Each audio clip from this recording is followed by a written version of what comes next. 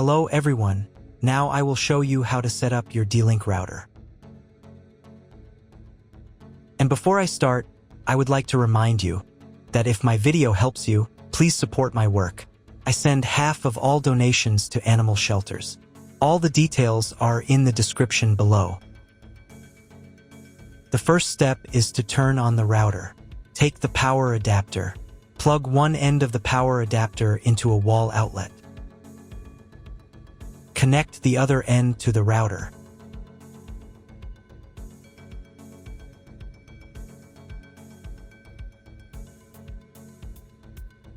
When it's powered on, a light will illuminate. It might take a few minutes for the router to fully power up.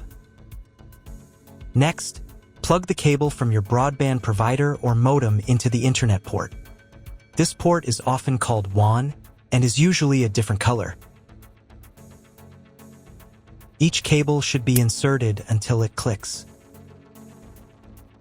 Now you should reset the router to its factory settings. Hold down the reset button on the router for 10 seconds. Wait for the lights on the router to begin flashing. Occasionally, this button can be found inside the router casing to avoid accidental presses. Use a slim object to press it down.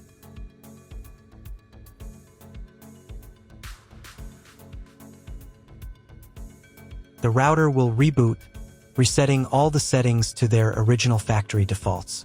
Connect one end of the Ethernet cable that came with the router to an Ethernet port.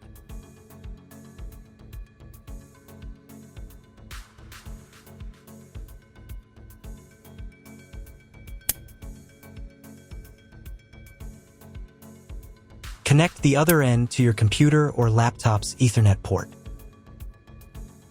Please wait a few minutes for connection. Awesome! Your router is now connected to your computer. Now you will need to set it up. Before we get started, I'll show you another way to connect the router in case you don't have an Ethernet cable or your computer doesn't have an Ethernet port. Simply plug in the router to the power adapter and connect the cable from your internet provider. This will turn on the Wi-Fi. If the router is new and hasn't been set up yet, the Wi-Fi network will be named after the router itself. Your router has a unique Wi-Fi network name and password printed on a label. Connect to it. Great job connecting to the router. Now let's move on to the setup process. First, open your web browser and visit the URL you see on the screen. Use the URL bar instead of the search bar.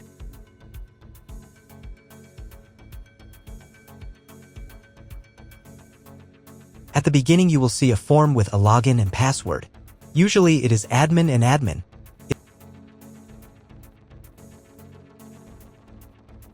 If these credentials are wrong, then find label on your router. The credentials are often printed on the bottom of the device.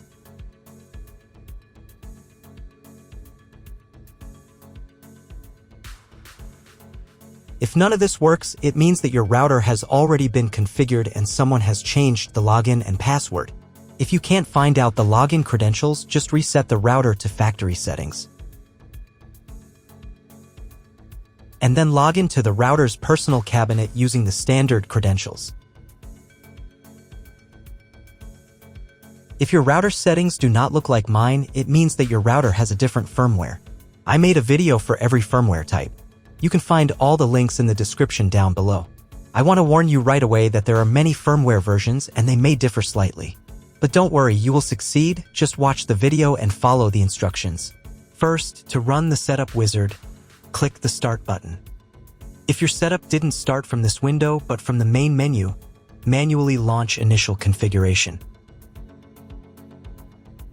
Click the Start button.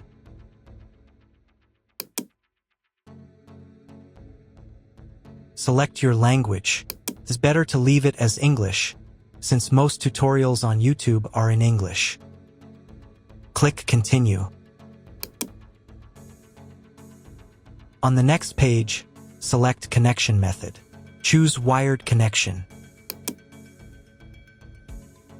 Here, select Router and click Next.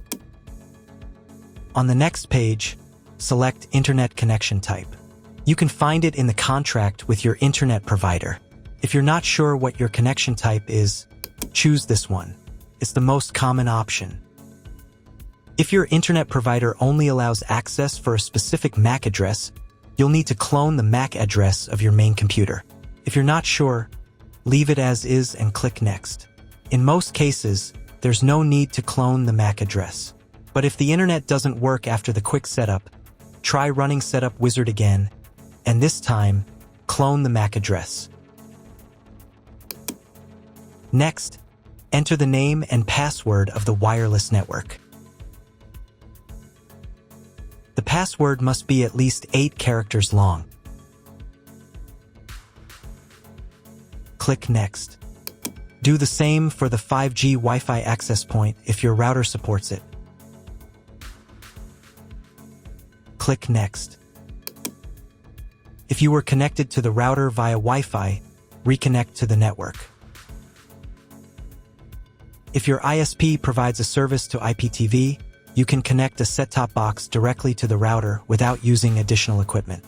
If you are not going to use IPTV, click Next. On the next page, you need to change the password for the router's admin panel. Check all the details and save the settings.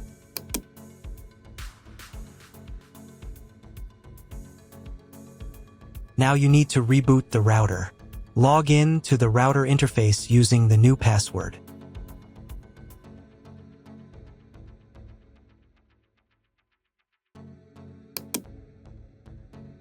If a new firmware version is available, I recommend updating it.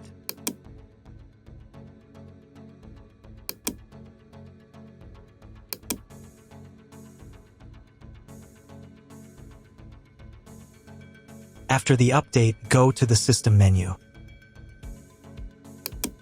Then Configuration. Save the settings by clicking the Save button. And click the Reboot button.